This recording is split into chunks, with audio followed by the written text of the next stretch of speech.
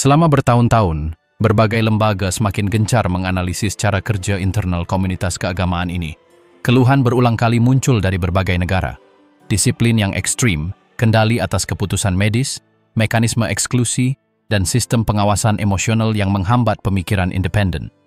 Dampak serius pada kesehatan mental mereka yang mencoba keluar dari lingkungan tertutup ini telah dilaporkan, dengan konsekuensi mulai dari isolasi paksa hingga hilangnya ikatan keluarga sepenuhnya. Para hakim, sosiolog dan asosiasi hukum telah membandingkan praktik-praktik tertentu dengan dinamika yang menindas, di mana setiap ketidaksetujuan dengan norma-norma yang berlaku berujung pada hukuman atau marginalisasi. Dalam beberapa kasus, muncul wacana tentang struktur yang beroperasi di luar kendali negara, menciptakan sistem peradilan internal yang membungkam atau meminimalkan situasi kritis. Sementara itu, perdebatan terus berlanjut di pengadilan, forum medis, dan ruang publik. Seberapa besar kekuatan yang dapat dipusatkan oleh suatu keyakinan sebelum menjadi penjara tak kasat mata? Beginilah semuanya bermula benih kepatuhan sedunia. Pada akhir abad ke-19, ketika gerakan-gerakan keagamaan yang mengabarkan kiamat sedang marak, sebuah kelompok kecil muncul di Amerika Serikat yang segera membentuk struktur yang unik. Charles Taze Russell, seorang pengusaha yang sangat piawai dalam menyebarkan gagasan, mulai mengumpulkan orang-orang yang tertarik untuk membahas kitab suci dari perspektif milenial. Kelompok ini belum menjadi agama formal atau jemaat tertutup, melainkan serangkaian studi Alkitab yang mempertanyakan doktrin-doktrin tradisional, terutama yang berkaitan dengan neraka, keabadian jiwa, dan kedatangan Kristus yang kedua kali, yang dalam pendekatan baru ini ditafsirkan sebagai kedatangan kembali, yang tak terlihat yang telah terjadi pada tahun 1874. Gagasan-gagasan ini membentuk dasar wacana yang dikembangkan Russell dalam berbagai publikasi dan ceramahnya. Penyebarannya tidak terbatas pada tingkat lokal. Tak lama kemudian, berkat dana yang ia sediakan sendiri, majalah dan risalah mulai beredar dan dikirimkan kepada para pelanggan di berbagai negara bagian. Saluran komunikasi utamanya adalah majalah Zion's Watchtower yang berfungsi sebagai pusat doktrin komunitas. Projek penerbitan ini kelak membangun jaringan yang semakin terorganisasi, meskipun pada awalnya tidak ada pembicaraan tentang struktur keagamaan hierarkis, melainkan perkumpulan longgar orang-orang yang tertarik untuk memahami Alkitab di luar gereja-gereja yang mapan. Selama bertahun-tahun, apa yang awalnya sekadar program penerbitan dan konferensi berubah menjadi organisasi yang menamakan diri sendiri. Pada tahun 1884, Watchtower Bible and Tract Society didirikan secara resmi, sebuah badan hukum yang dirancang untuk mengelola dana, properti, dan distribusi lecture keagamaan. Russell mengambil alih kendali sebagai presiden, dan meskipun ia menolak dianggap sebagai nabi atau pemimpin rohani dengan otoritas ilahi, fakta menunjukkan bahwa ia sudah menjadi tokoh sentral dalam gerakan tersebut.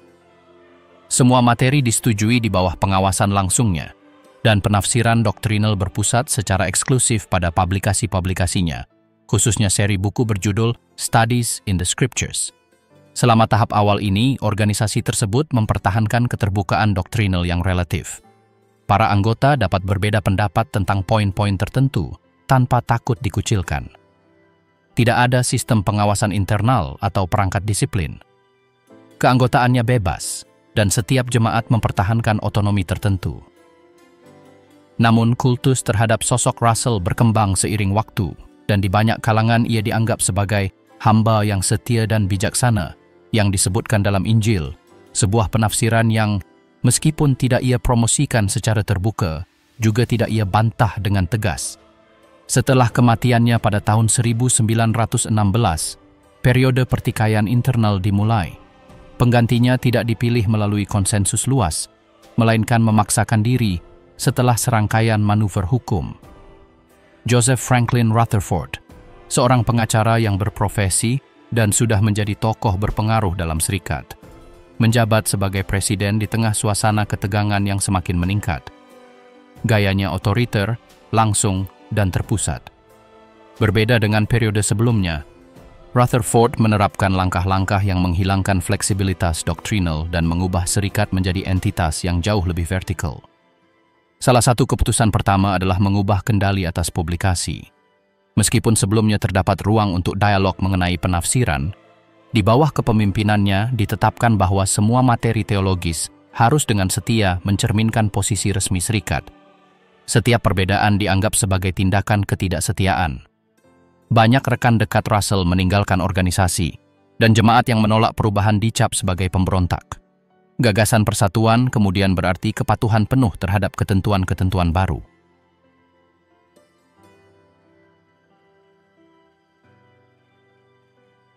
Pada periode inilah pula, lembaga mulai lebih sering menggunakan istilah saksi-saksi Yehua, sebuah ungkapan yang diambil dari kitab Yesaya, yang bertujuan untuk memberikan identitas yang berbeda kepada kelompok tersebut. Meskipun nama tersebut secara resmi diadopsi beberapa tahun kemudian, gagasan bahwa komunitas ini bukanlah sekadar perkumpulan Kristen, melainkan satu-satunya saluran sejati yang melaluinya Allah mengomunikasikan kehendaknya kepada umat manusia, telah diperkuat pada tahun 1920-an. Visi eksklusif ini meletakkan dasar bagi kendali ideologis yang akan menyusul. Sentralisasi tidak terbatas pada doktrin. Rutherford mendorong reorganisasi menyeluruh atas operasi internal.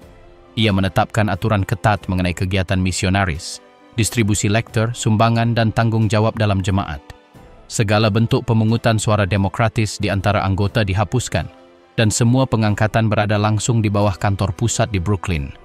Struktur ini memungkinkan konsolidasi hierarki yang merespons satu suara, suara presiden. Lebih lanjut, bahasa baru diperkenalkan, syarat dengan ungkapan eksklusif yang hanya dipahami di dalam organisasi. Kata-kata seperti kebenaran, budak yang setia, sistem segala sesuatu, dan frasa-frasa berulang lainnya menciptakan semesta simbolis yang tertutup. Terminologi khusus ini tidak hanya menyatukan pesan, tetapi juga memisahkan anggota dari dunia luar, menghasilkan identitas kolektif yang lebih kuat dan lebih tahan terhadap kritik eksternal. Selama tahun 1920-an, Rutherford juga mengubah total cara berkhotbah. Berkhotbah bukan lagi kegiatan informal di antara kenalan atau pertemuan spontan, melainkan menjadi operasi terstruktur dan terpusat yang didasarkan pada distribusi sistematis publikasi keagamaan ke rumah-rumah pribadi. Modalitas baru ini tidak lagi diatur oleh jemaat lokal, tetapi merespons instruksi terperinci dari kantor pusat, yang menetapkan materi, metode, dan waktu, sehingga membentuk model seragam yang akan mulai direplikasi di seluruh dunia. Pada saat yang sama, wacana yang menentang denominasi agama lain menjadi lebih keras. Sementara Russell mempertahankan nada yang lebih argumentatif, bahkan mendamaikan, Rutherford menggunakan istilah-istilah agresif untuk menggambarkan gereja-gereja tradisional, otoritas sipil, dan organisasi apapun yang tidak menerima ajaran serikat. Strategi polarisasi ini membangkitkan rasa urgensi di antara para anggota, yang mulai memandang diri mereka sebagai minoritas terpilih di tengah dunia yang korup dan terkutuk. Menjelang akhir dekade, serikat telah sepenuhnya meninggalkan karakter awalnya. Apa yang awalnya merupakan upaya penerbitan untuk berbagi studi Alkitab, telah menjadi struktur doktrinal yang kaku, vertikal, dan eksklusif. Proses pelembagaan di bawah Rutherford menandai pemutusan hubungan yang definitif dengan warisan Russell. Meskipun beberapa konsep umum tetap dipertahankan, dinamika internal, bentuk pemerintahan, dan interpretasi peran para anggota telah berubah total. Transisi dari lembaga pemikir yang terdesentralisasi menjadi organisasi dengan aturan yang tak terbantahkan, bahasanya sendiri, dan loyalitas vertikal tidaklah langsung atau diterima secara universal, tetapi sejak saat itu, fondasi telah dibangun di atas seluruh sistem yang akan dibangun. Langkah selanjutnya bukanlah memperluas doktrin, melainkan menyempurnakan perangkat pengawasan.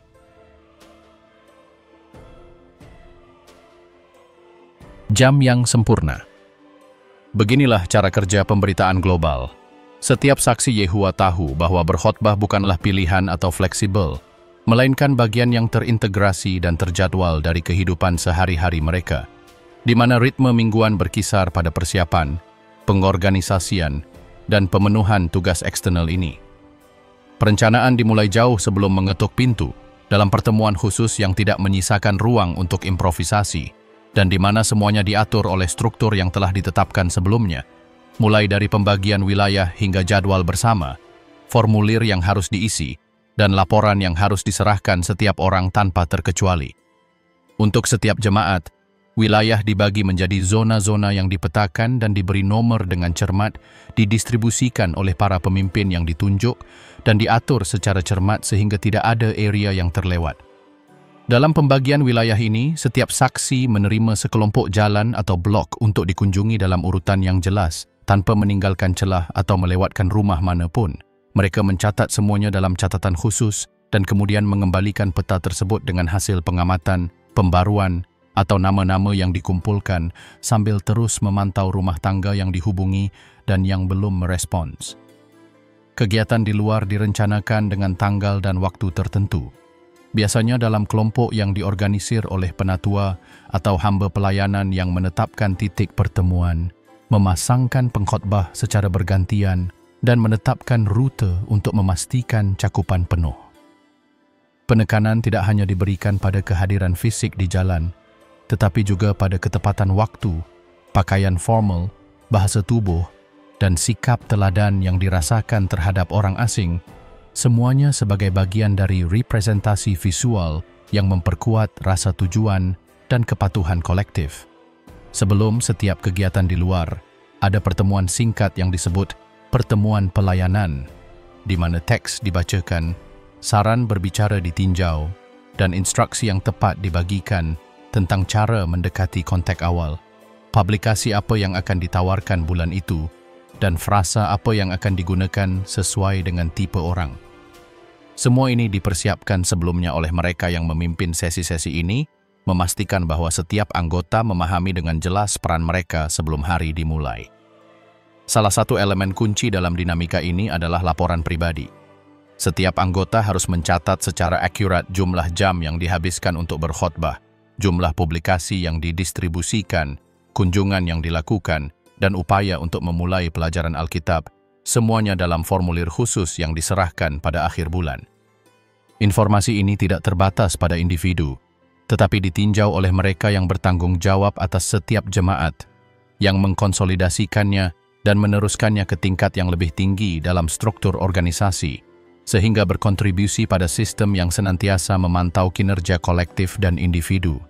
Laporan tidak hanya menandai keteraturan, tetapi juga menentukan status penyiar, karena mereka yang tidak menyumbangkan jam mereka dari bulan ke bulan dapat diklasifikasikan sebagai tidak aktif. Kategori ini tidak berarti hukuman langsung, tetapi merupakan perbedaan nyata yang memengaruhi persepsi dalam kelompok, menciptakan pemisahan praktis antara mereka yang memenuhi kecepatan yang diharapkan dan mereka yang menyimpang dari dinamika berkhotbah yang sistematis, meskipun mereka tetap menghadiri pertemuan. Kampanye khusus, seperti yang diselenggarakan sebelum kebaktian besar atau peluncuran publikasi baru, memperkuat sistem ini, menambahkan jadwal yang lebih padat, penugasan yang lebih panjang, dan tujuan tambahan yang disajikan sebagai bagian dari misi kolektif yang lebih mendesak. Kampanye-kampanye ini menumbuhkan semangat pengorbanan ekstra untuk meningkatkan visibilitas organisasi di lingkungan sekitar, plaza, pekan raya, atau acara. Setiap partisipasi tambahan ditambahkan ke catatan individu sebagai tanda kesetiaan aktif. Metodologinya juga distandarisasi. Penggunaan pamflet, majalah, dan buku yang dibagikan secara gratis mengikuti skema di mana setiap bagian memiliki tujuan tertentu dan pengkhotbah harus mengikuti urutan yang disarankan untuk menyampaikannya, merujuk pembaca ke teks-teks tertentu, dan kemudian mencatat kemungkinan minat untuk kunjungan berikutnya, selalu memperhatikan bahasa, kesopanan yang luar biasa, dan nada yang tenang, tanpa terlibat dalam perdebatan atau menjawab pertanyaan rumit pada kontak pertama, merujuk semuanya ke studi Alkitab yang mungkin sudah menjadi bagian dari tahap lain yang berbeda. Mengaku atau takut. Penghakiman diam-diam. Komite. Sejak seorang anggota sepenuhnya bergabung dengan jemaat, sebuah sistem pengawasan internal mulai beroperasi.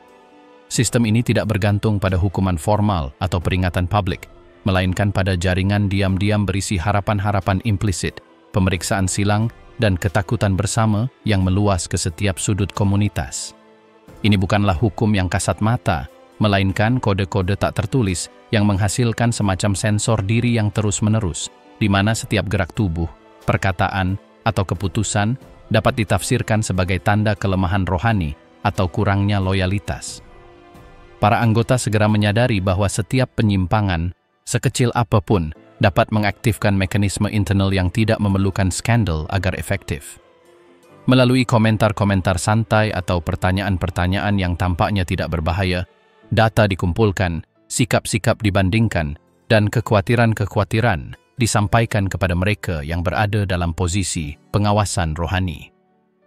Dalam lingkungan ini, sosok penatua bukan sekadar pemandu, tetapi juga titik acuan yang dapat memulai proses formal atau sekadar mengawasi individu tersebut dalam jangka waktu yang panjang. Salah satu roda penggerak paling rahasia dalam sistem ini adalah komite yudisial, yang keberadaannya, meskipun tidak selalu aktif, memberikan tekanan psikologis yang konstan. Komite-komite ini tidak bertindak sebagai respons terhadap kejahatan yang nyata, tetapi seringkali diantisipasi melalui rumor atau komentar yang mengkhawatirkan yang diungkapkan oleh anggota lain. Tidak diperlukan tindakan khusus bagi seseorang untuk dipanggil untuk percakapan pribadi, di mana pertanyaan langsung diajukan tentang kehidupan spiritualnya, motivasi pribadi, atau aktivitas terkini yang mungkin menimbulkan kecurigaan. Pertemuan-pertemuan ini tidak disajikan sebagai persidangan, tetapi konsekuensinya dapat menandai awal dari suatu proses yang mengarah pada isolasi progresif individu tersebut. Interogasi tidak agresif, tetapi terus-menerus, berulang, dan menyeluruh. Tujuannya bukan hanya untuk mengonfirmasi fakta, tetapi juga untuk mengukur sikap emosional orang yang diinterogasi, tingkat pertobatannya, ketundukannya pada bahasa resmi, dan kesediaannya untuk menerima koreksi apapun tanpa pembenaran. Banyak anggota yang dihadapkan dengan kemungkinan ini lebih memilih untuk aman daripada berisiko. Pengakuan sukarela, bahkan ketika tidak ada bukti atau tuduhan, dipandang sebagai tanda kerendahan hati rohani. Orang-orang diharapkan memberitahu para penatua tentang keraguan mereka sendiri, kesalahan masa lalu, atau perasaan yang tidak pantas, meskipun mereka tidak menyakiti siapapun atau melanggar aturan yang terlihat. Logika di balik dinamika ini jelas. Mereka yang menyembunyikan, tidak percaya. Mereka yang mengaku menerima otoritas. Dengan cara ini, refleks terkondisi terbentuk yang mendorong orang untuk secara teratur mengekspos diri mereka sendiri, berusaha menjernihkan hati nurani mereka di hadapan para pengawas yang ditunjuk. Kebutuhan konstan untuk tampak benar di hadapan orang lain pada akhirnya menghasilkan tekanan internal yang tidak memerlukan aturan eksplisit agar efektif. Kemungkinan percakapan santai sampai ke telinga yang salah, atau sikap yang disalahartikan, memaksakan kewaspadaan pribadi yang konstan. Perasaan terus-menerus diawasi ini tidak hilang, terutama di antara mereka yang memiliki tanggung jawab dalam kelompok, di mana setiap penyimpangan kecil, baik itu gesture, preferensi, atau emosi, dapat dilihat sebagai tanda kerapuhan rohani. Terkadang, bahkan tindakan yang paling tidak berbahaya, seperti menonton film yang direkomendasikan oleh rekan kerja, menghadiri acara yang tidak sah, atau mengungkapkan keraguan tentang beberapa ajaran kecil, dapat memicu awal dari pengawasan yang diam-diam. Dalam kasus-kasus ini, protokol diam diaktifkan yang tidak langsung berupa hukuman, melainkan wawancara berulang, doa paksa, pembacaan terbimbing, dan pengingat terus-menerus tentang bahaya menyimpang. Sistem ini tidak didasarkan pada paksaan fisik, melainkan pada tekanan emosional yang konstan, di mana individu menjadi penjaga bagi dirinya sendiri. Diam adalah senjata ampuh. Ketidakpastian tentang apakah seseorang telah melaporkan sesuatu, keraguan tentang apakah seseorang sedang diamati, kecurigaan bahwa suatu komentar telah disalahartikan, semuanya menimbulkan kecemasan yang memperkuat kendali tanpa perlu memberikan hukuman yang nyata.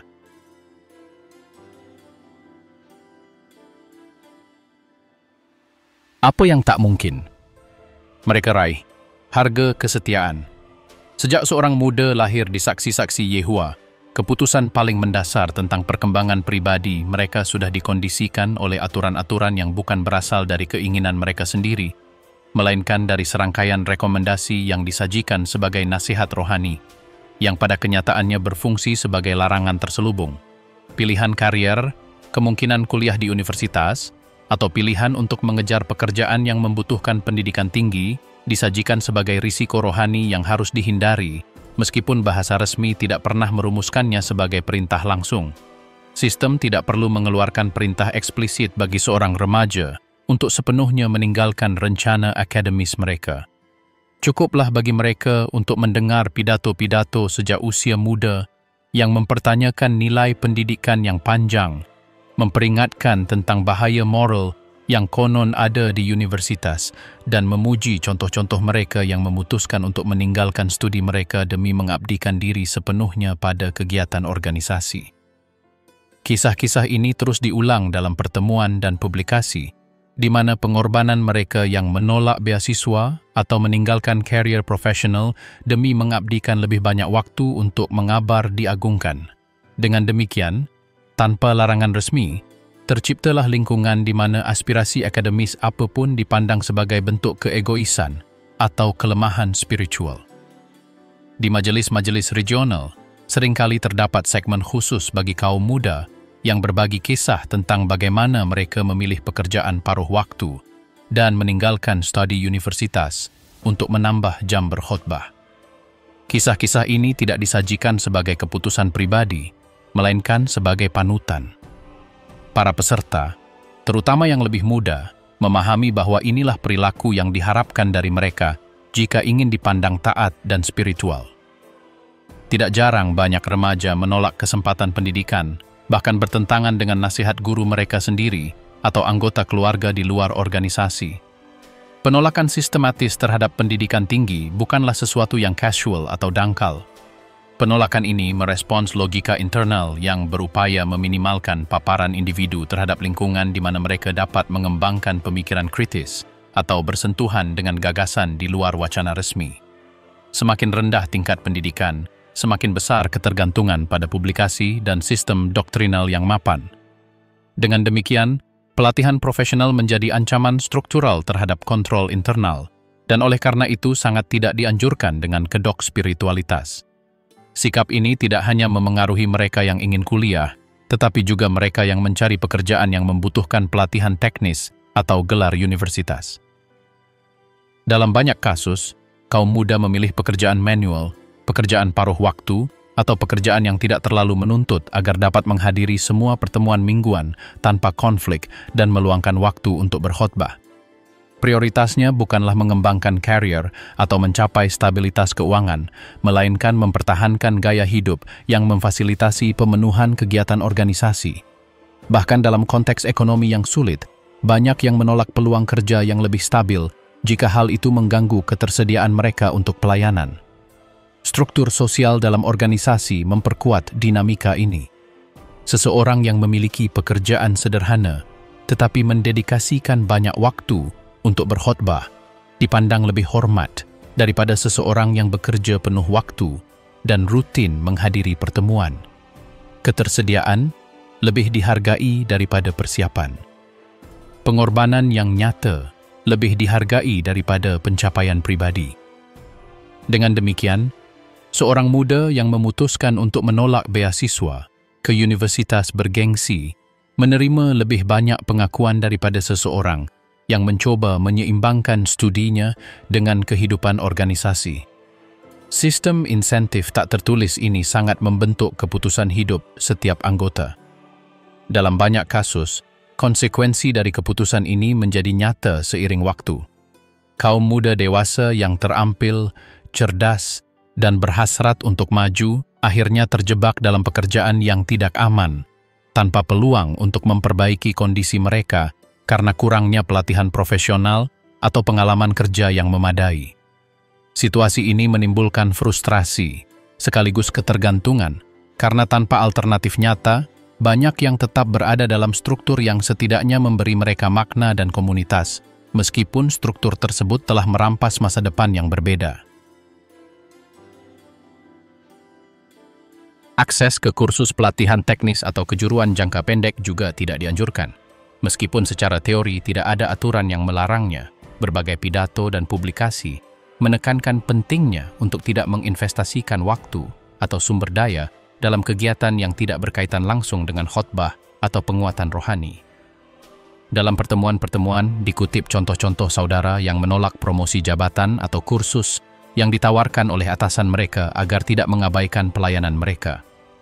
Hal ini menciptakan iklim di mana kemajuan profesional sekecil apapun dianggap sebagai gangguan atau bentuk kelemahan rohani. Harapan pribadi, impian masa kecil, atau panggilan alami jarang memiliki ruang untuk berkembang.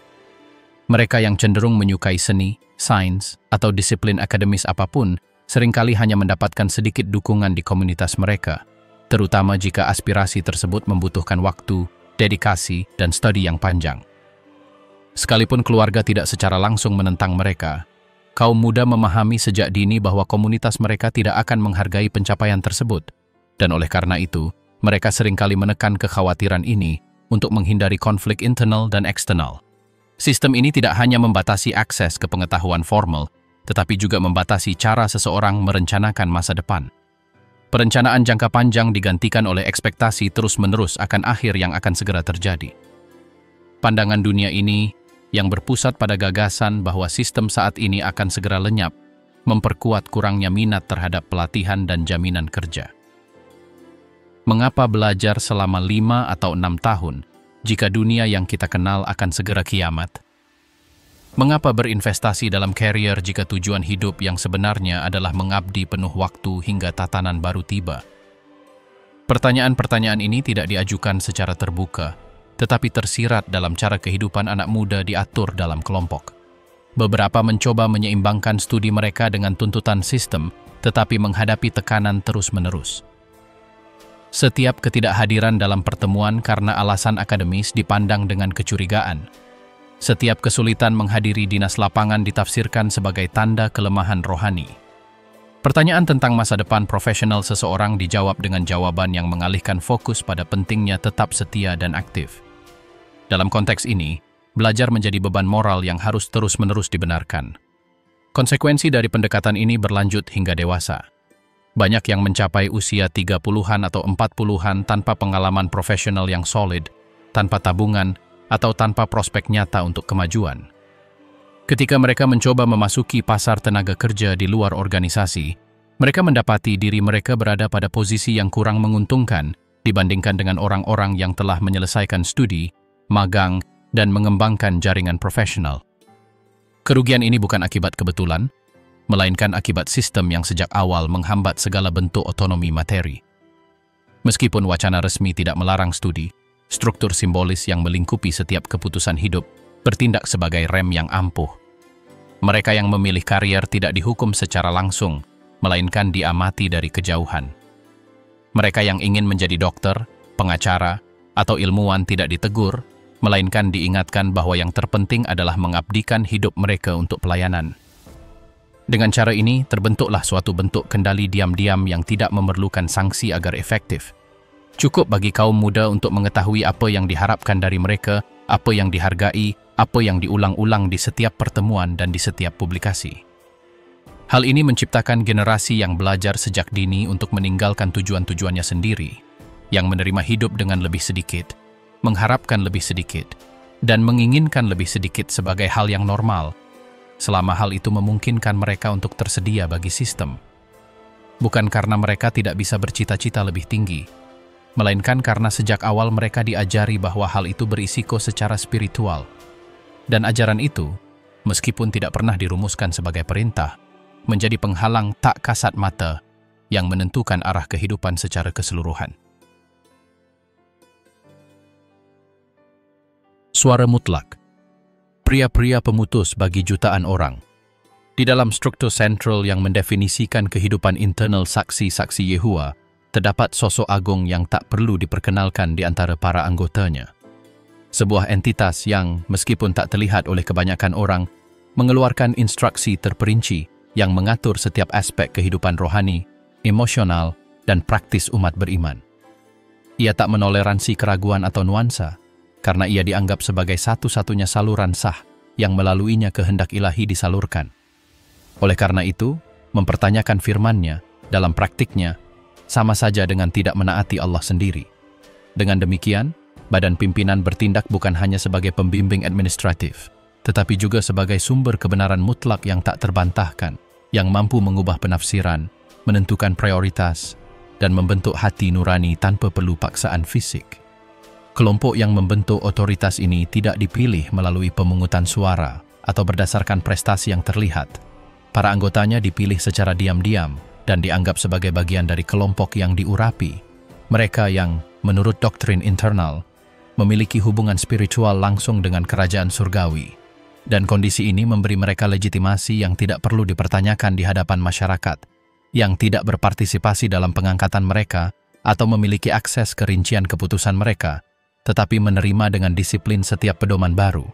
Karena dalam praktiknya, setiap anggota aktif kelompok agama dilatih untuk menerima bahwa instruksi yang dikeluarkan dari kubah itu mewakili pemikiran Sang Pencipta secara real time, bahkan jika indikasi ini berubah selama bertahun-tahun. Pidato, publikasi, dan majelis terus-menerus memperkuat gagasan ini, menekankan bahwa ketaatan tidak didasarkan pada pemahaman rasional atau evaluasi pribadi atas apa yang diperintahkan, melainkan pada sikap kesetiaan yang diuji justru ketika perintah tampak membingungkan, menuntut, atau bertentangan dengan penilaian sendiri. Karena pada saat itulah orang percaya sejati diharapkan bertindak tanpa ragu, bukan karena keyakinan pribadi, melainkan karena menghormati suara otoritatif yang berbicara atas nama yang suci. Dan suara itu tak lain adalah suara badan pimpinan, yang anggotanya tidak hanya mendefinisikan apa yang diyakini, tetapi juga apa yang diabaikan, apa yang ditolak, dan apa yang dianggap berbahaya. Saluran komunikasi resmi seperti platform digital yang diperbarui secara berkala atau majalah yang dibagikan dalam pertemuan, berfungsi sebagai sarana untuk menyampaikan instruksi doktrinal atau praktis baru kepada umat beriman tanpa perlu perantara. Diasumsikan bahwa apa yang dipublikasikan merupakan cerminan persis dari bimbingan surgawi, bahkan ketika interpretasi sebelumnya telah dikoreksi. Dinamika ini, jauh dari menimbulkan ketidaknyamanan, justru diterima secara alami oleh jutaan orang yang telah dididik sejak kecil dalam prinsip ketundukan aktif, di mana iman tidak ditunjukkan dengan kata-kata, melainkan dengan kemampuan untuk segera bertindak atas setiap perubahan yang diperintahkan oleh para pemimpin pusat. Tidak ada mekanisme internal untuk berdebat, memberikan suara, atau mengusulkan modifikasi, karena konsep partisipasi kolektif dalam keputusan teologis dianggap menyimpang dari model ilahi. Dan oleh karena itu, setiap saran atau pertanyaan yang tidak datang dari pusat pemerintahan dipandang sebagai ancaman bagi persatuan, bukan karena bertentangan dengan doktrin tertentu, melainkan karena merusak keharmonisan yang dianggap fundamental untuk tetap berada dalam naungan ilahi. Berdasarkan logika tersebut, menaati badan pimpinan bukan hanya tanda kesetiaan, melainkan syarat mutlak untuk tetap menjadi bagian dari komunitas rohani. Setiap anggotanya tetap berada di kantor pusat. Dari sana mereka menghasilkan konten audiovisual, pedoman tertulis, dan pidato rekaman yang didistribusikan secara global dalam lusinan bahasa. Bahasa mereka emosional, tegas, dan berulang-ulang, tidak menyisakan ruang untuk interpretasi pribadi.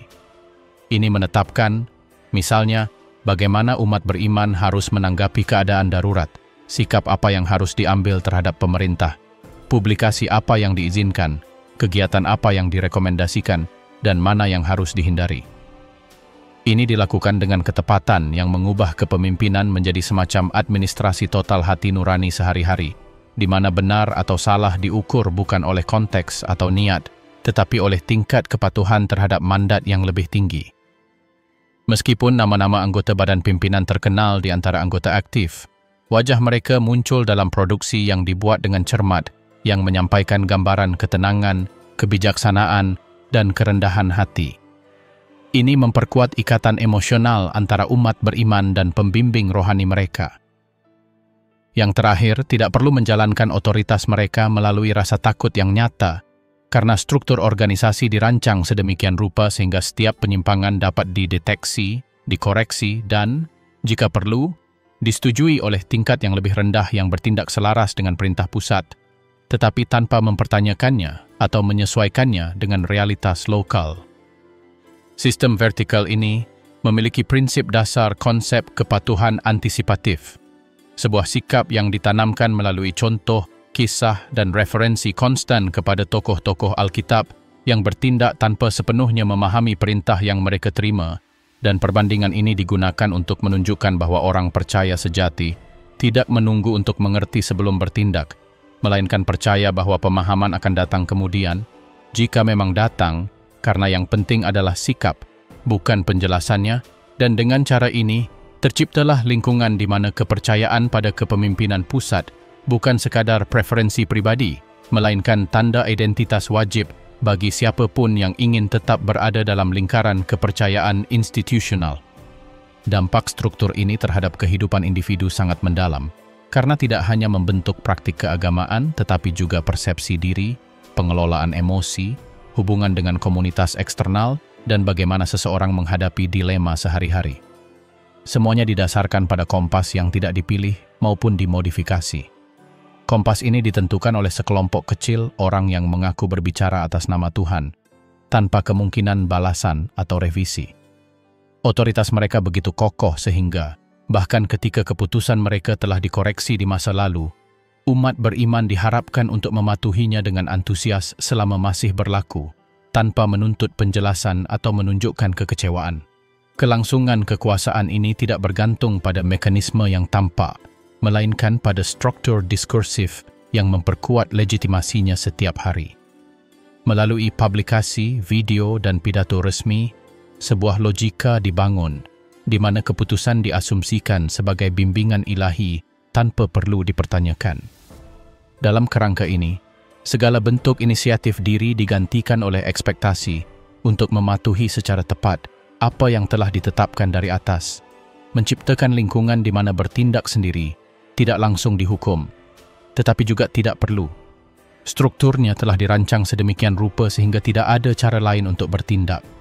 Maka badan pimpinan tetap menjadi poros organisasi yang tak kasat mata, tetapi ada di mana-mana yang kekuatannya bukan terletak pada jumlah, senjata atau kapasitas ekonominya, melainkan pada kemampuannya mempertahankan kewenangan moral tanpa gangguan, tanpa persaingan, dan tanpa keretakan, yang menjamin bahwa jutaan orang di seluruh dunia menerima setiap tatanan baru sebagai perwujudan hidup kehendak ilahi dan melanjutkan jalan mereka di dalam kelompok tanpa menoleh ke samping, tanpa bertanya, dan dengan keyakinan bahwa menaati, bahkan tanpa memahami, adalah satu-satunya jalan yang dapat diterima.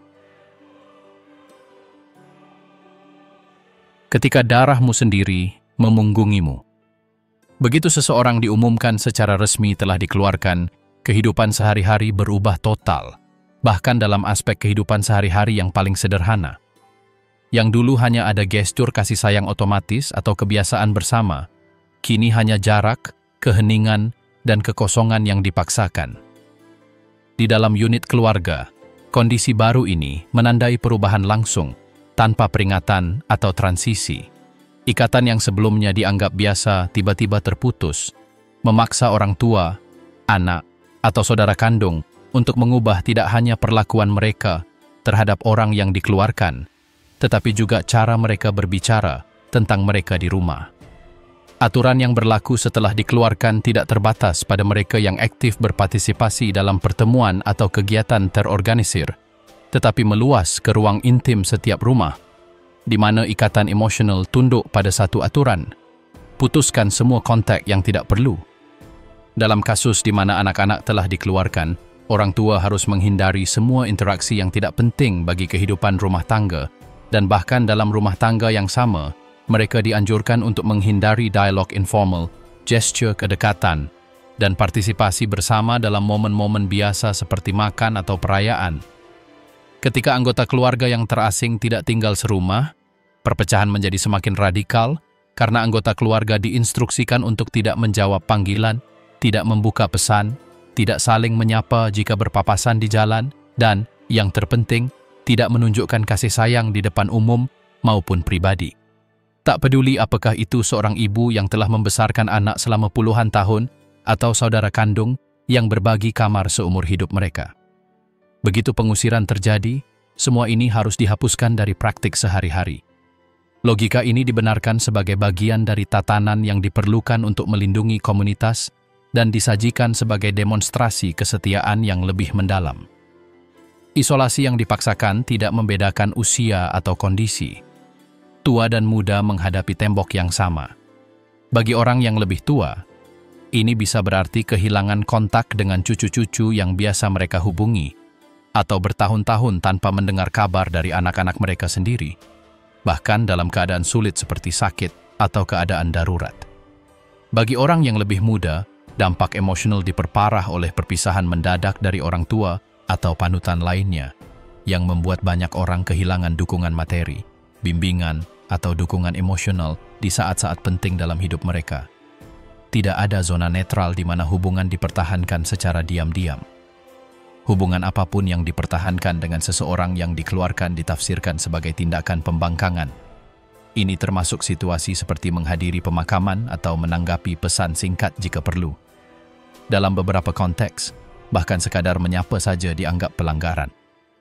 Praktik semacam ini pada akhirnya menciptakan penghalang total, di mana orang yang dikeluarkan sepenuhnya terisolasi, tanpa akses ke saluran komunikasi emosional apapun dengan orang-orang terdekatnya.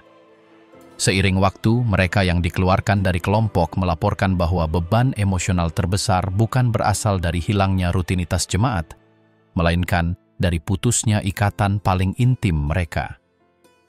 Orang tua yang berhenti berbicara dengan anak-anak mereka, saudara kandung yang menghilang dari kehidupan sehari-hari mereka, dan keluarga yang menghindari gestur kedekatan apapun, bahkan dalam situasi serius. Dalam banyak kasus, bahkan keadaan darurat pribadi pun gagal menembus penghalang yang dipaksakan ini, karena segala bentuk reuni bergantung pada kepatuhan ketat terhadap aturan internal tertentu. Tekanan tidak hanya jatuh pada kelompok yang dikeluarkan, tetapi juga pada mereka yang tetap berada di dalam kelompok. Mereka diharapkan untuk waspada terhadap perilaku keluarga mereka sendiri dan dapat membuktikan bahwa mereka telah mematuhi aturan tersebut. Hal ini menyebabkan banyak anggota mengalami konflik batin karena harus mengabaikan atau menolak orang terkasih yang masih mereka sayangi atau pedulikan. Namun, rasa takut dihakimi atau menerima peringatan batin membuat mereka menjaga jarak, bahkan bertentangan dengan naluri mereka.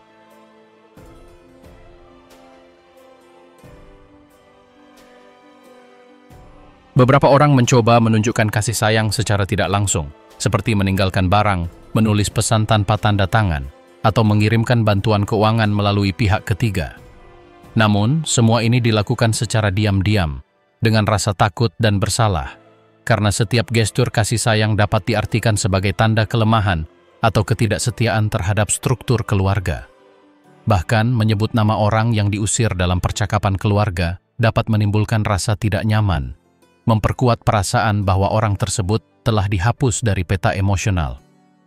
Perpisahan seperti ini sangat memengaruhi dinamika pasangan, terutama ketika salah satu pasangan telah disingkirkan. Dalam beberapa kasus, meskipun ikatan perkawinan tidak resmi bubar, hidup bersama menjadi tidak berkelanjutan. Pasangan yang tetap berada dalam kelompok mengalami kontradiksi yang terus-menerus. Di satu sisi, mereka merasa berkewajiban untuk mempertahankan pernikahan, tetapi di sisi lain, mereka menerima saran tersirat untuk menjaga jarak atau bahkan berpisah jika mereka merasa situasi tersebut memengaruhi stabilitas spiritual mereka. Hal ini telah menyebabkan banyak perpisahan, bukan karena kurangnya kasih sayang, tetapi karena tekanan yang menumpuk. Logika di balik tindakan-tindakan semacam ini didasarkan pada gagasan bahwa isolasi absolut dapat memicu perubahan perilaku yang mendorong orang yang dikeluarkan untuk mencari reintegrasi. Namun, hasilnya seringkali sebaliknya. Orang-orang terjerumus ke dalam kecemasan, depresi, atau keterasingan, dan tanpa lingkungan emosional untuk diandalkan, mereka terpaksa membangun kembali hidup mereka dari awal. Dalam beberapa kasus ekstrim, mereka yang terpisah dari keluarga akhirnya benar-benar sendirian, tanpa pekerjaan, tanpa rumah, dan tanpa jaringan pendukung. Keterasingan ini tidak terbatas pada keluarga inti. Sepupu, bibi, paman, kakek nenek, mertua, dan bahkan teman masa kecil juga terpaksa memutuskan hubungan jika mereka masih terhubung dengan kelompok tersebut. Hal ini memperkuat efek isolasi, karena ini bukan hanya tentang kehilangan orang tua atau saudara kandung, tetapi tentang melihat seluruh jaringan yang menopang bagian penting dari kehidupan emosional seseorang tiba-tiba menghilang. Dalam banyak kasus, bahkan bisnis keluarga, warisan bersama, atau proyek bersama pun hancur hanya karena dikeluarkan. Dampaknya juga meluas ke tingkat simbolis. Banyak anggota yang dikeluarkan melaporkan bahwa foto-foto mereka disingkirkan dari dinding, barang-barang mereka hilang dari album keluarga, dan nama mereka tidak lagi disebut dalam pertemuan. Bagi mereka, perasaan itu bukan hanya ditolak, tetapi dihapus sepenuhnya, seolah-olah mereka tidak pernah ada. Hilangnya simbolis ini pada akhirnya lebih menyakitkan daripada sanksi formal apapun, karena memengaruhi identitas dan ingatan bersama mereka. Karena tidak ada ruang resmi untuk berdialog atau meninjau kembali ikatan-ikatan ini, banyak dari keretakan ini tetap terbuka selama bertahun-tahun. Kemungkinan rekonsiliasi tidak bergantung pada kasih sayang yang dipertahankan atau pada percakapan yang jujur, tetapi semata-mata pada pemenuhan syarat-syarat keagamaan tertentu. Hal ini mengubah cinta menjadi mata uang, di mana kedekatan hanya ada jika aturan-aturannya terpenuhi. Jika tidak, segala bentuk tindakan dilarang. Di beberapa negara, praktik-praktik ini telah dipertanyakan dari pihak eksternal, tetapi karena dilindungi oleh kebebasan beragama, praktik-praktik ini tidak dianggap ilegal. Namun, dari perspektif manusia, praktik-praktik ini telah memicu perdebatan tentang batas-batas kekuasaan yang dapat diberikan oleh suatu struktur atas ikatan-ikatan pribadi. Sementara itu, ribuan orang terus hidup dengan luka terbuka karena diabaikan oleh orang-orang yang paling mereka cintai, tanpa penjelasan, tanpa perpisahan, dan tanpa jalan yang jelas untuk merasa menjadi bagian dari sesuatu lagi.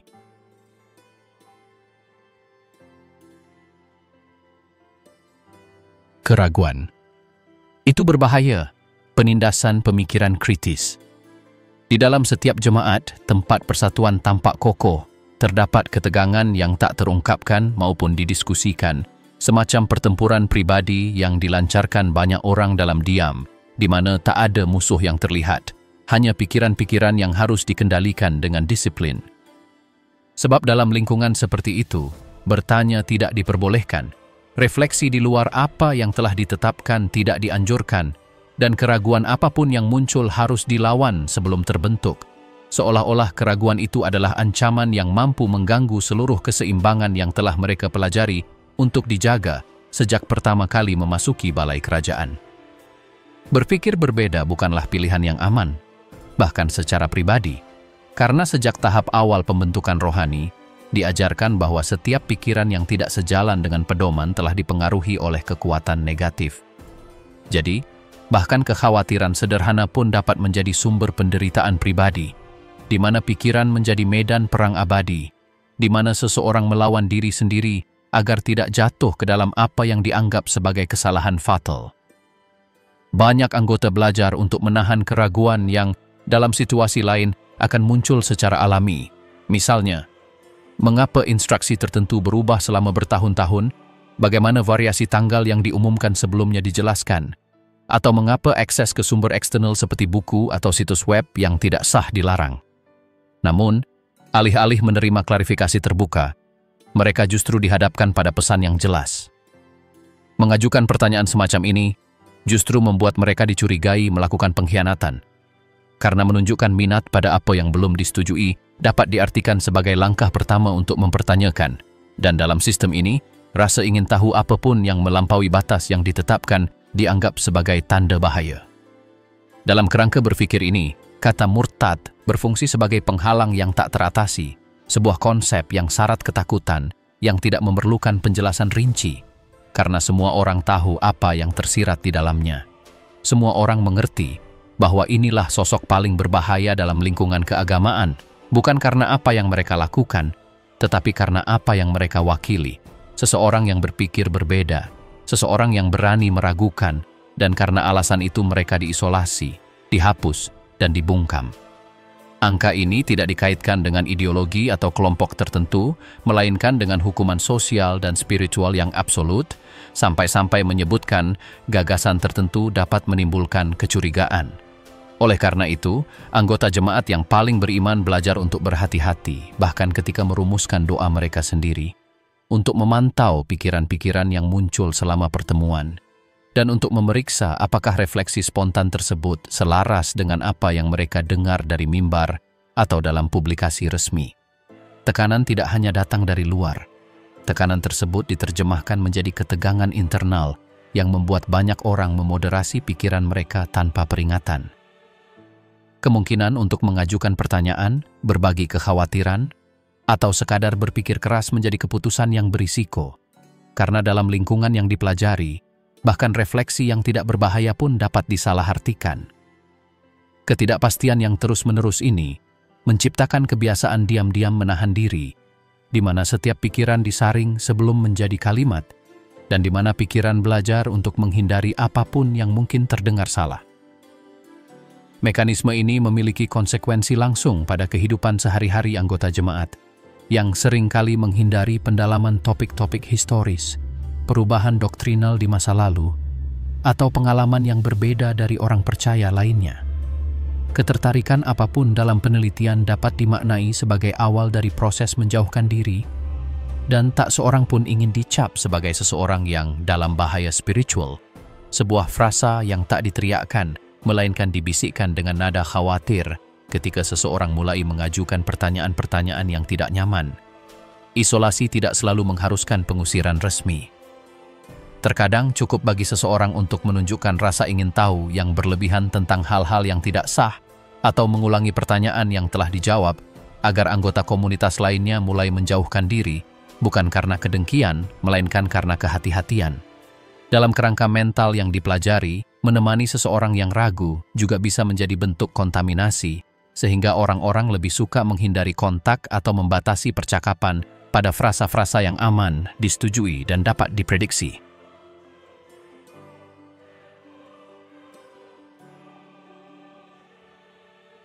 Meninggalkan saja. Tidaklah cukup, labirin yang tersisa setelahnya. Ketika seseorang meninggalkan struktur tersebut, prosesnya tidak berhenti pada langkah terakhir di luar balai kerajaan, atau pada penghapusan nama mereka dari catatan, atau pada keputusan intim untuk memutuskan hubungan dengan apa yang sebelumnya mengatur setiap aspek kehidupan mereka.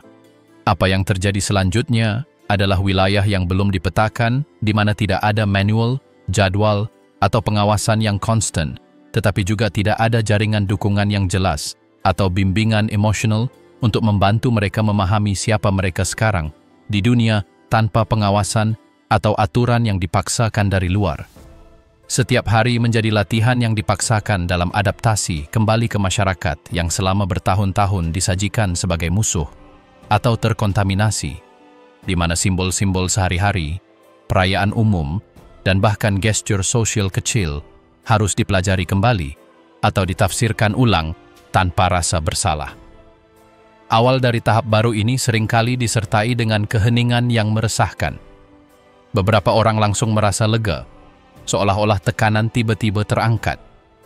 Namun, dalam banyak kasus, kelegaan ini segera tergantikan oleh kesepian yang mendalam, bukan hanya karena hilangnya ikatan keluarga atau komunitas, tetapi karena segala sesuatu yang membentuk kehidupan, mulai dari waktu luang hingga tujuan pribadi, telah lenyap. Tanpa jadwal pertemuan, tanpa khotbah tentang tujuan, tanpa ekspektasi kepatuhan yang terus-menerus, kebebasan menjadi beban yang berat untuk ditanggung. Bahasa batin, yang dibentuk selama bertahun-tahun untuk menyaring setiap pikiran menurut kriteria yang dipaksakan, tidak mudah larut. Frasa, peringatan, dan larangan yang dihafal terus muncul tanpa diundang. Begitu berada di luar kelompok, banyak mantan anggota menemukan bahwa kebebasan tidak selalu disertai dengan kejelasan atau stabilitas. Kembali ke jalur yang ditinggalkan, menjelajahi lingkungan kerja yang tidak dikenal, atau sekadar bernavigasi di lingkungan yang tidak dikenal menjadi tantangan sehari-hari. Berbicara tanpa bergantung pada barang bekas, membuat keputusan tanpa berkonsultasi dengan aturan sebelumnya, dan beradaptasi dengan dinamika sosial baru membutuhkan upaya terus-menerus yang tidak semua orang dapat proses dengan mudah. Meskipun beberapa orang mencoba untuk segera berintegrasi ke dalam kehidupan sehari-hari, menghadiri acara, menjalin pertemanan baru, atau menerima tawaran pekerjaan, Tidak jarang gestur-gestur ini membangkitkan perasaan asing di dalam diri, seolah-olah refleksi bawah sadar dari kehidupan sebelumnya masih membekas. Dalam banyak kasus, dampak emosional dari kepergian tidak diungkapkan dengan kata-kata atau keputusan yang nyata, melainkan dalam perasaan disorientasi yang terus-menerus dari kehidupan sehari-hari. Aktivitas sederhana, seperti memilih cara menghabiskan waktu luang atau menanggapi undangan sosial, dapat memicu ketidaknyamanan yang sulit dijelaskan. Mereka yang telah bertahun-tahun berada di bawah sistem yang kaku menemukan bahwa setiap keputusan, betapapun tampaknya tidak penting, dapat menjadi sumber ketidakamanan atau keraguan, seolah-olah tidak ada panduan eksternal yang menentukan apa yang benar. Perasaan ini tidak selalu dianggap sebagai kecemasan yang nyata, tetapi dapat mengganggu spontanitas, memengaruhi harga diri, dan menimbulkan kegelisahan halus yang menyertai setiap pilihan pribadi. Dalam beberapa tahun terakhir, jaringan dukungan informal telah muncul, yang terdiri dari orang-orang yang telah melalui proses serupa. Di ruang-ruang ini, baik virtual maupun tatap muka, kisah-kisah dibagikan, pengalaman dinormalisasi, dan emosi yang telah disangkal atau ditekan selama bertahun-tahun divalidasi. Kelompok-kelompok ini tidak menawarkan solusi instan, tetapi berfungsi sebagai titik jangkar di mana setidaknya sebagian dari diri baru menemukan refleksinya. Berbicara tanpa rasa takut, menceritakan kembali apa yang dialami tanpa menghakimi, dan mendengarkan orang lain dengan pengalaman serupa, memungkinkan seseorang merekonstruksi fragmen-fragmen identitas yang tertahan dalam waktu. Beberapa menemukan bakat yang belum pernah mereka eksplorasi sebelumnya.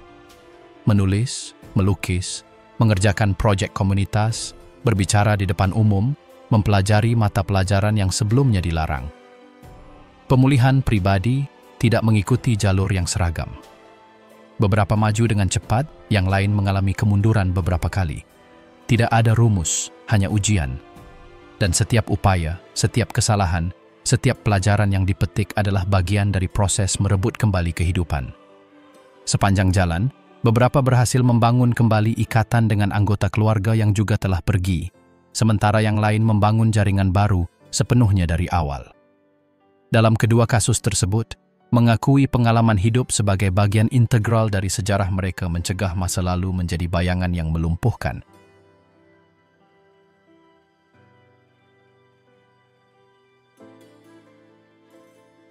Di wilayah tertentu, beberapa mantan anggota mengorganisir diri untuk memberikan informasi publik, berpartisipasi dalam penelitian, atau membantu orang lain yang mempertimbangkan untuk keluar.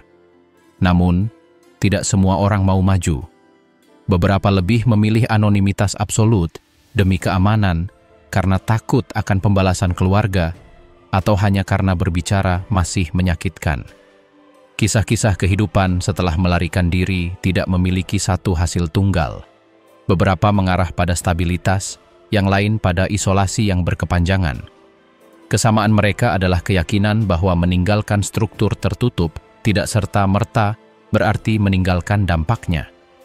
Dan ketika seseorang akhirnya mulai merasakan stabilitas tertentu, bukan hal yang aneh bagi ingatan, adegan, frasa, dan orang-orang untuk kembali, seolah-olah masih ada fragmen lepas dari kehidupan sebelumnya yang terus menuntut ruang. Beberapa mengintegrasikannya secara alami, yang lain mencoba mengabaikannya. Namun yang jelas adalah bahwa sejarah ini tidak terhapus, ia bertransformasi, dan menjalaninya tanpa rasa malu atau takut menjadi salah satu tindakan paling kompleks dan berani dalam fase baru ini. Memahami bagaimana sebuah organisasi beroperasi tidak berakhir dengan pemaparan aturannya atau kisah-kisah mereka yang berhasil melarikan diri. Tantangan sesungguhnya muncul ketika pengalaman-pengalaman yang terfragmentasi dan terus-menerus ini menjadi urusan yang belum selesai bagi mereka yang berusaha membangun kembali hidup mereka di luar kendali. Dan di sana, di ruang di mana tak lagi ada pertemuan, publikasi, atau hierarki, di sanalah proses kebebasan sejati dimulai.